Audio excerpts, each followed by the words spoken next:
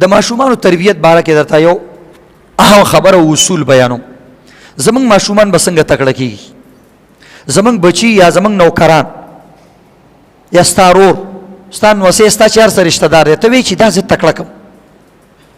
بعضې کسان وي هغه بلکل خپل بچي نه دوکان ته پرېږدي، نه بازار ته پرېږدي، او نه داسې بل د تجربې کار ته پرېږدي.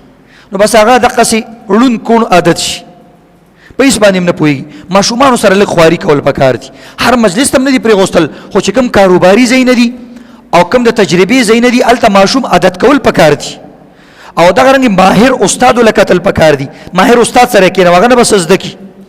او بل دا عزتمندو کله ناکله د ماشوم په لاس باندې څه خرڅوه او څه اخله، ته ورسره اوسه، خو هغه ډیلینګ ته پرېږده، لین دین ته هغه پرېږده، دا به تکړه شي.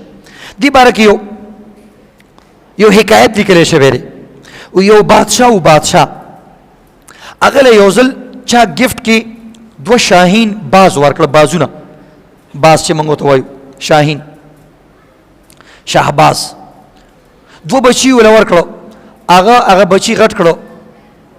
د بادشاهانو سره خو خپل حکیمانی ډاکټران مي او د پرندو خپل ماهرین یو سره، او هغې ته وویل چې دې ته ته دا تاسو تعلیم یافته کوي، د زناورو خپل تعلیم دی، چې کوم باز له ته تعلیم ورکړي هغه چې تا له ښکار راوړي هغه ښکار هم تا دپاره جایز دی.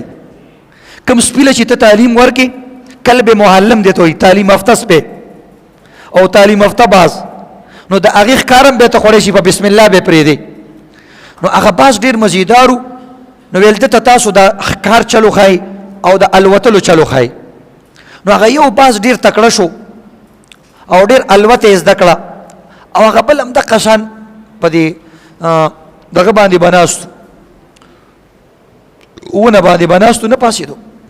کسان رال بادشاه ته یې ویل چې دا یو باز کمزوری دی او دا څه نه زده کوي او سست دی، تیار خور دی، بس همدغه هلته ناست دي په دغه ونه باندې او خوري او سکي پاسېږي نه، نو دا موږ نشو تعلیم نشو ورکولی. هغه ویل نه دا خو ډېر ضروري ده او دا زما ډېر خوښ دی او د دې به خامخا تربیت کوي. هغه ویل چې 2-3 میاشتې وشوې خو دا ټس نه مس کېږي نه، خوځېږي نه، حرکت نه کوي، حرکت کې برکت دی.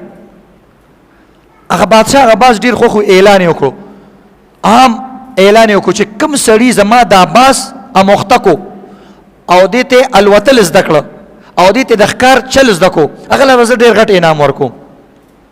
نو ده سره خو ډېر تکړه کسانو. یو زمیندار سړی رالی، ویل چې دا خدمت زه کومه. ویل زه ویې کړه. یو ورځ 2 ورځې پس چې باچا وکتلو هغه باز الوتو، هغه ډاکټرانو حکیمانو او هغه ماهرینو هغه ته الوتل زده نه کړه، دې زمیندارو ته زده کړه. بادشاه ویل دا چا دا کار وکړو؟ ویل چې دا خو یو شډل زمیندار دی، خو بس دا کار یې وکړو. هغه ویل راوغواړه، انعام یې وله ورکړو، خو ویل انعام دله یو بل هم در کوم، خو ما ته دا ووایه چې ده ته دې دا چل څنګه وښودو؟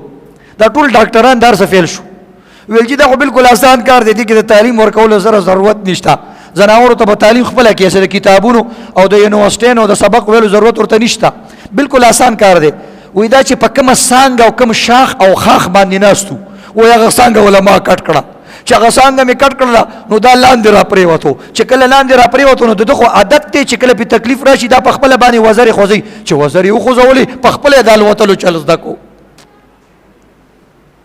وایي دله دا څانګه کټ کول پکار و، چې څانګه یې کټ کړه او د مرګ ولیدل چې لاندې را پرېوتو، په خپله باندې تیار خور دا وزرې وخوځولې. بعضې کسان داسې که نه، هغه د اکبر باچا لټاني